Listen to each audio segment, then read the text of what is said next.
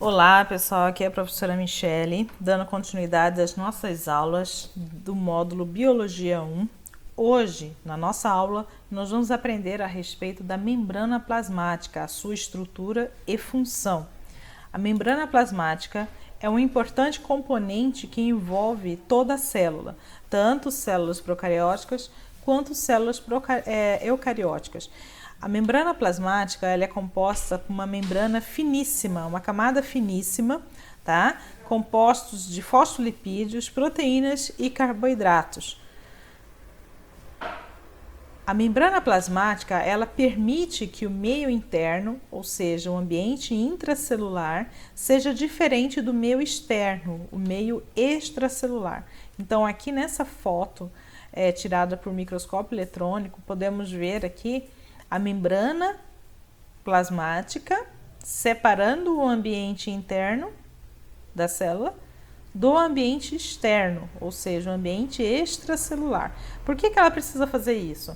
Ela separa o meio intracelular do meio extracelular para manter a integridade dos processos fisiológicos que ocorrem no interior da célula. Então, além disso, de você manter processos de forma que não ocorra problemas, você também tem estruturas muito delicadas, muito sensíveis, como por exemplo o nosso material genético, que tem que se manter íntegro, sem a influência do ambiente externo. Então a membrana ela tem a função não só de delimitar, né, o espaço celular, mas também manter a integridade de todos os componentes dentro da célula. Além disso, essa camada, a membrana, ela é constituída por proteínas, né, fosfolipídios e proteínas, por isso ela possui uma natureza lipoproteica. E em alguns casos, como no caso das células animais, você também encontra moléculas de colesterol. E uma característica fundamental da membrana plasmática é apresentar a permeabilidade seletiva. O que seria a permeabilidade seletiva? É a capacidade da membrana passar livremente, permitir a passagem livre de certas substâncias, enquanto que outras substâncias não são possíveis de passar. Então, por isso que é como se ela selecionasse a entrada e saída de substâncias. Tá? E a gente vai ver na próxima aula os processos de transporte que ocorrem através da membrana. A membrana plasmática ela foi totalmente elucidada na década de 70, né? Mais precisamente no ano de 1972, por dois pesquisadores denominados Singer e Nicholson, e eles criaram um modelo chamado modelo do mosaico fluido. Eles conseguiram detectar a estrutura dessa membrana, como que ela se dispõe, né? E eles conseguiram descobrir que a membrana plasmática ela é composta por uma bicamada lipídica, uma bicamada composta por moléculas de fosfolipídios, tá? Que são colocados de forma que são dispostos um ao lado do outro, como se fossem pessoas na multidão. E essas moléculas elas se movem, né? Elas trocam de lugar. Então, quando você olha essa molécula no microscópio, a gente percebe que essas moléculas elas trocam de lugar, elas estão se movimentando, tá? Além disso, vamos encontrar algumas moléculas incrustadas nessa membrana que são proteínas, tá? Essas proteínas elas atravessam a membrana, essa lâmina de fosfolipídio como se fossem pedrinhas de mosaico. Daí advém o nome do modelo, mosaico fluido, ou seja, fluido porque as moléculas elas se movem, né? Trocam de lugar, como aqui é visto nessa representação. E elas são mosaico porque quando você observa no microscópio, é como se você tem pontinhos, né? E esses pontinhos, esses desenhos formam como se fosse um mosaico, né? Um painel feito de pedrinhas. As proteínas presentes na membrana, elas servem como transportadores ou também como receptores químicos nas membranas. Então, quando a gente observa aqui um corte dessa membrana, a gente percebe que essa membrana ela não é formada por uma camada única.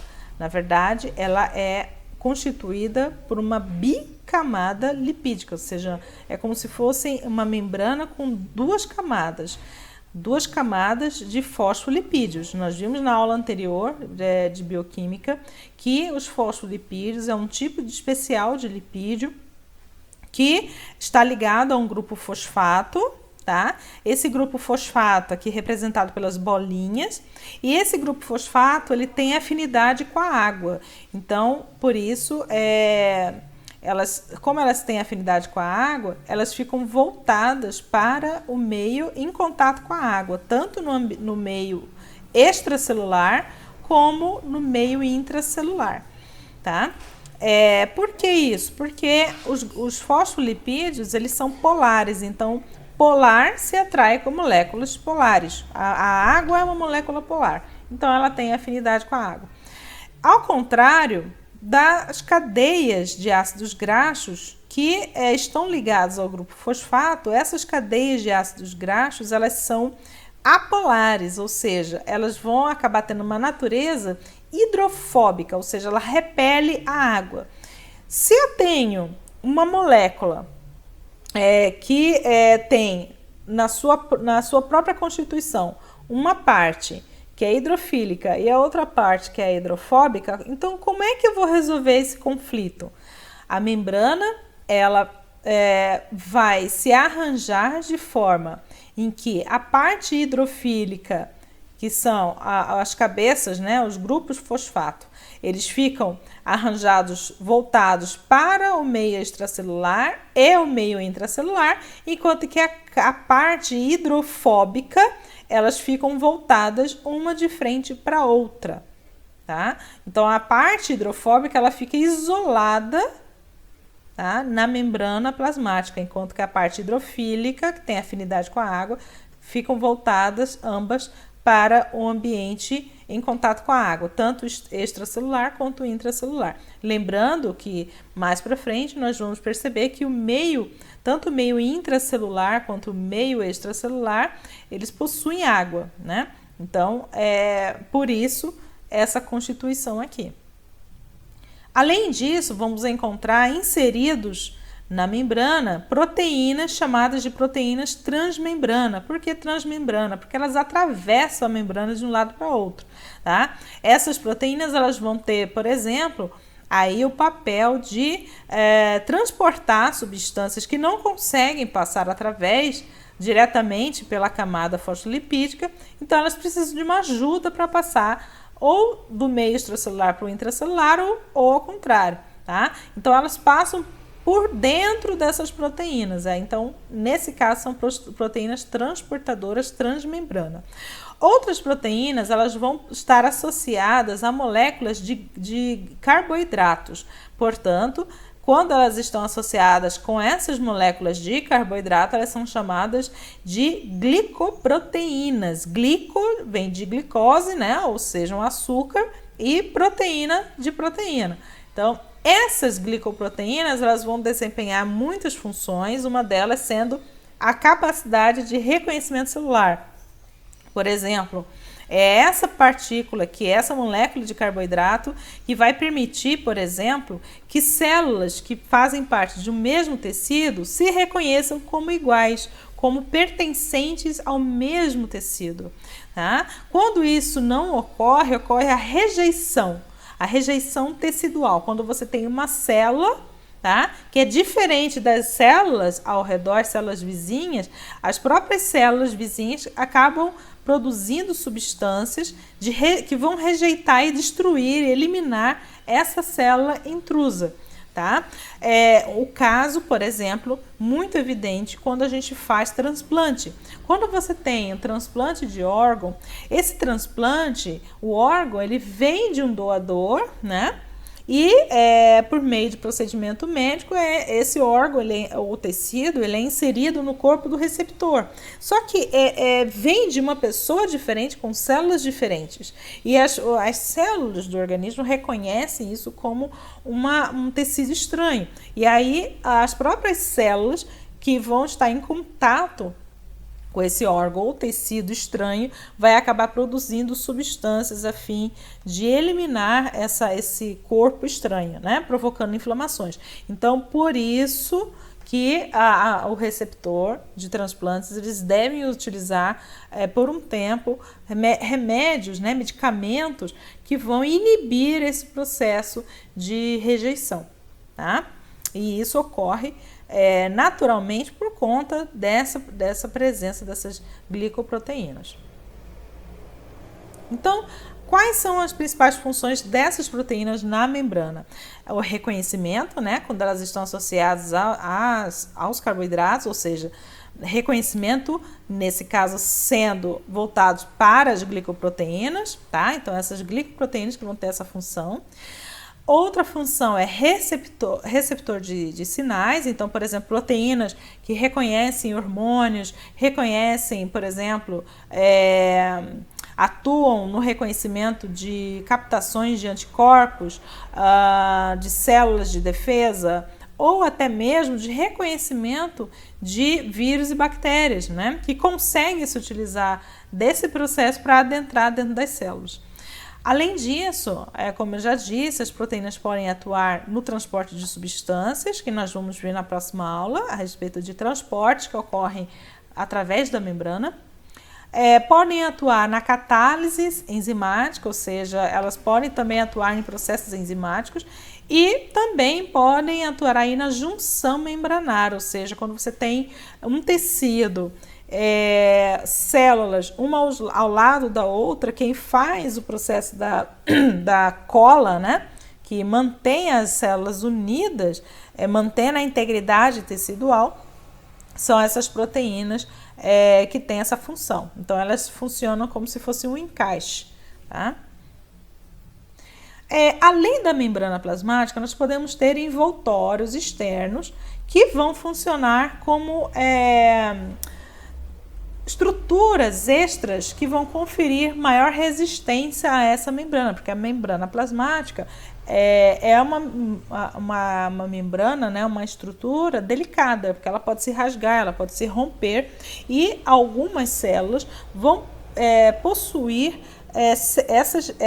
esses envoltórios que vão dar um pouco mais de resistência a essa membrana. E nós podemos ter dois tipos de envoltórios, o glicocálix e a parede celular.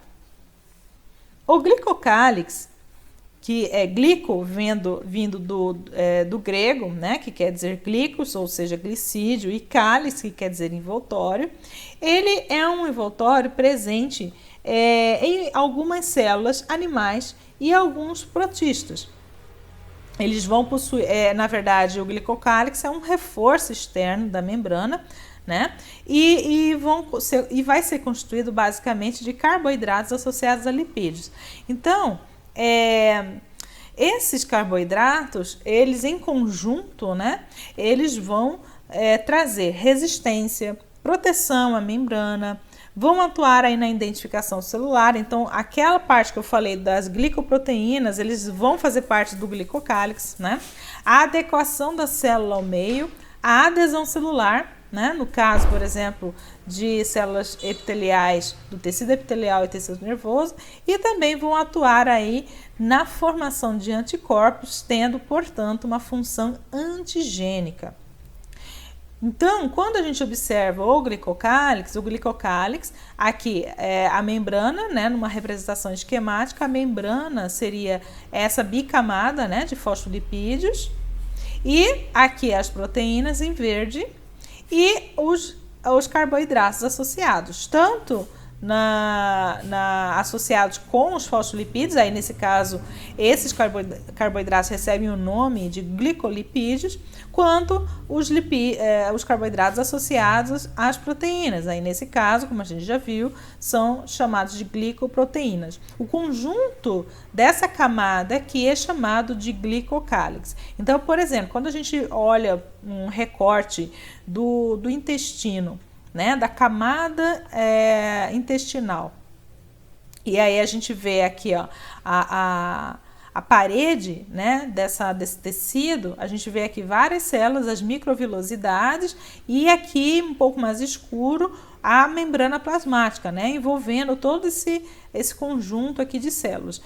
Essa região um pouco mais granulada seria o glicocálix, ou seja, o conjunto de moléculas de carboidratos que vão conferir aí resistência, proteção à membrana, né? E também vão atuar aí na receptação e captação de sinais hormonais, sinais químicos, etc. Já a parede celular é uma estrutura presente não só em células bacterianas, por exemplo, células de bactérias, cianobactérias, células vegetais, fungos, ela é um envoltório muito mais rígido do que o glicocálix, né? A parede celular, ela vai trazer um reforço um pouco mais rígido à membrana plasmática, inclusive atuando na sustentação e revestimento celular.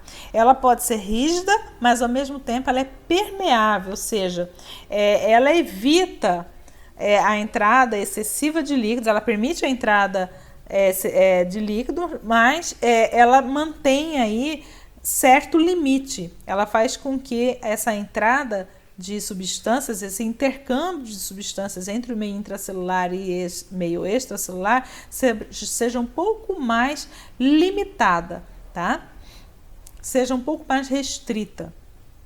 E no caso das células vegetais que vão revestir, né, que são revestidas por essa parede celular, você pode ter conexões, ou seja, passagens conectando uma célula para outra, que são chamados de plasmodesmos, tá? Porque a parede celular, pessoal, ela pode ter naturezas químicas diferentes dependendo do grupo. Então, por exemplo, nas bactérias e cianobactérias, a natureza dessa parede celular vai ser constituída de peptídeos glicanos, enquanto que nos vegetais elas são constituídas principalmente de celulose, e a celulose é o açúcar mais abundante na natureza, mas quando formando a parede celular, ela forma uma fibra muito rígida, tá? E é isso que mantém, por exemplo, a sustentação das plantas. Então, a lenhosidade, né? aquela rigidez que nós vimos nos caules, nas folhas, a rugosidade, ela é conferida pela presença dessa celulose nas paredes celulares. Então, se não houvesse essas passagens aqui, comunicando as células umas para as outras, seria até mesmo difícil de ter a passagem de água, né? E a passagem de substâncias de uma célula para outra, tá? Então, por isso a existência dessas comunicações intercelulares. Então, aqui mostrando, por exemplo, tá? Uma célula vegetal com a parede celular composta de celulose, né, no caso das células vegetais, e essas passagens, pequenos furos nessas paredes que permitem a passagem de substâncias e principalmente de água. Como seria a parede celular nas bactérias? Bem, as bactérias elas vão possuir uma natureza da parede celular diferente das células vegetais. Essa parede que reveste a membrana plasmática, ela é composta por uma substância chamada de peptídeo glicano. E a espessura, tá? E os anexos que são encontrados junto a esse peptídeo glicano confere uma classificação a essas bactérias. Bactérias gram-positivas vão possuir uma parede de peptídeo glicano muito mais espessa, tá? E que fica na parte externa da membrana plasmática. Então, você tem a membrana plasmática aqui e logo externamente você tem uma parede grossa de peptídeo glicano. Já as bactérias gram-negativas, elas vão possuir essa camada de peptídeo glicano um pouco mais fina e externamente, acima dela, você tem uma segunda membrana, tá? Também de natureza lipídica, que vai ser um reforço extra a essa parede, tá? Então, aqui a gente vendo como seria uma bactéria, tá? Com a gram-positiva, com a membrana e o peptídeo glicano, e uma bactéria gram-negativa com a membrana, o peptídeo glicano e mais uma membrana externa, uma membrana extra, tá? Então, aqui vendo de mais perto, a membrana plasmática e uma rede de peptídeos glicanos conferindo resistência a essa parede. Já as gram-negativas, elas vão possuir uma camada um pouco mais fina e uma membrana extra, tá? É como se fosse uma membrana plasmática, mas um pouco mais externa, associada a essa camada de peptídeos glicanos. Tem diferença nessas bactérias da gram-positiva, gram-negativa? Existe alguma consequência disso? Sim. As bactérias gram-positivas, apesar de terem uma parede de peptídeo glicanos mais grossa, elas são mais sensíveis à ação de antibióticos, tá? Os antibióticos, eles destroem essa camada de peptídeo glicanos, fazendo com que as substâncias tóxicas para as bactérias cheguem rapidamente, matando-as, tá? Já nas bactérias gram-negativas, por elas possuírem uma segunda membrana externa de natureza lipídica, os antibióticos têm uma dificuldade de penetrar e assim eliminar as bactérias. Então, essas bactérias gram-negativas, elas são muito mais resistentes e também mais perigosas à saúde, tá?